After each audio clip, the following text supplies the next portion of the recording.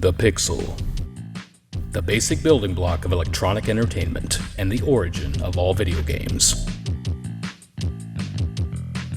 Our history lesson begins in the early 1970s when a simple game called Pong was released. But it wasn't until 1977 that the home video game revolution began.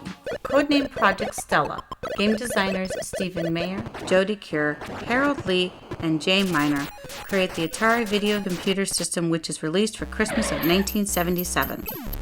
The 1.19 MHz 8-bit Atari VCS, later known as the 2600, was packaged with the game Combat and originally retailed for $249.95. In its first several years of production, the Atari dominated the home video game market. In 1978, Magnavox releases their answer to the Atari VCS, a 4-bit 1.78 MHz system called the Odyssey 2, comprised of an Intel 4-bit CPU and an alphanumeric keyboard. Over 50 games were produced for the Odyssey 2, including Casey Munchkin, which was created to combat the success of Atari's Pac-Man. In 1932, the Connecticut Leather Company, also known as Coleco Industries, was founded by Russian immigrant Maurice Greenberg. The company produces shoe leather for many years. In the 1950s, Coleco moved into plastic moldings, sells off the leather business, and by the end of the 60s becomes the largest manufacturer of above-ground swimming pools. Company President Arnold Greenberg directs his team to create a new home video game system, the ColecoVision. The Coleco was based around an 8-bit CPU operating at 3.58 MHz, 3-channel sound, and 32 available colors. The Coleco was released in the summer of 1982 at a cost of $199. The system sells 1.5 million units in its first year, but eventually loses the battle due to the company's overinvestment in the Cabbage Patch Kids. As early as 1889, the stage was being set for one of the biggest names in video game history. Fujijiro Yamauchi began producing Hanafuda Japanese playing cards. In 1933, the playing card company had become Yamauchi Nintendo & Company. In the late 1950s, the cards started incorporating Walt Disney characters, and the business boomed. In the 1960s, Nintendo began manufacturing games in addition to the cards. In the late 70s, they joined forces with Mitsubishi Electric to begin marketing electronic games for home use and coin-ops. In 1983, Nintendo released the Famicom or Family Computer in Japan. And finally, in 1985, Nintendo hits American living rooms with the US version of the Famicom, the Nintendo Entertainment System. The NES, as it came to be known, used a modified 6502 8-bit CPU operating at 1.79 MHz and offered 52 colors. The first release of the NES included Rob, the robotic operating buddy with the games Super Mario Bros. And Duck Hunt.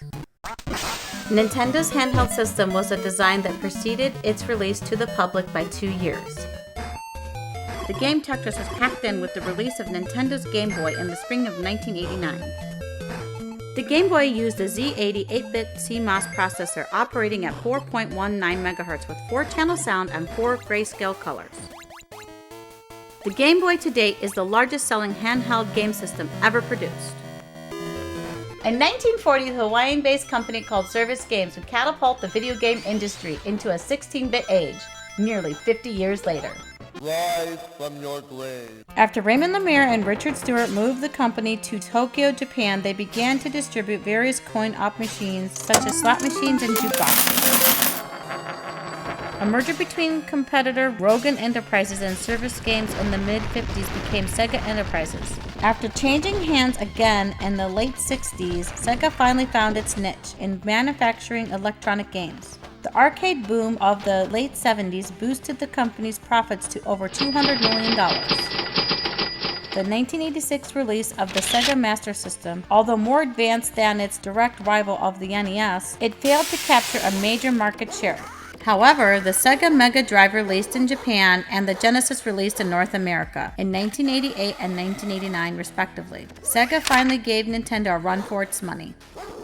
The Sega Genesis ran a Motorola 68000 CPU and operated at 7.67 MHz. Controversial games like Mortal Kombat prompted the need for a video game rating system as gamers were introduced to the real sense of violence not seen before.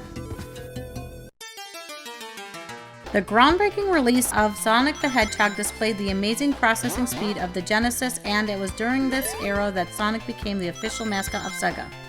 During the lifespan of the Genesis, it is estimated that Sega sold nearly 40 million consoles worldwide. In 1987, the Nippon Electric Company, or NEC in Japan, hits the market with a console called PC Engine, or as we know it, the TurboGrafx 16. NEC partnered with software company Hudson Soft to create this first console release at the dawn of the 16-bit era. Games on this console utilized small ROMs called cue cards and resembled an oversized credit card. The system later offered an upgrade that would allow gameplay on a CD format. The TurboGrafx 16 was powered by an 8-bit CPU capable of running 1.79 or 7.16 MHz and a dual 16-bit graphics processor.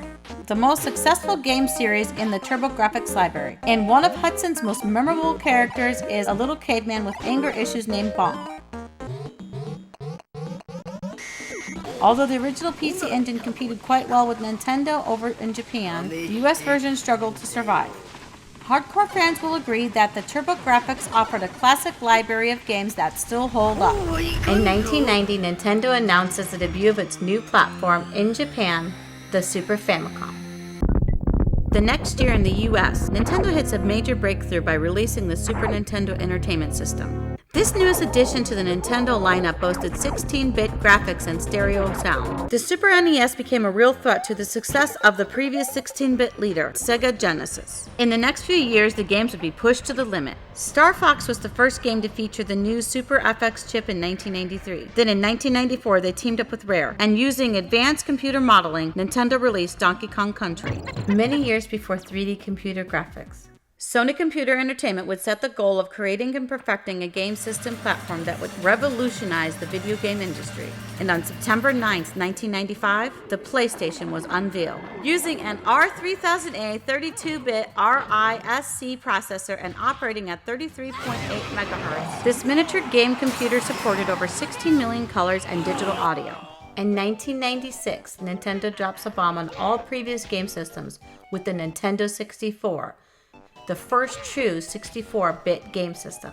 The Japanese release in June sold over 500,000 units in the first day. In September, the US release sold over 350,000 units over 3 days. Super Mario 64 was claimed to be the best video game of all time, and the games were only getting better. 1997 marks the first 20 years of successful home video game systems. Even with its continued evolution, there is still an appeal to knowing its roots and witnessing the evolution of a multi-billion-dollar industry.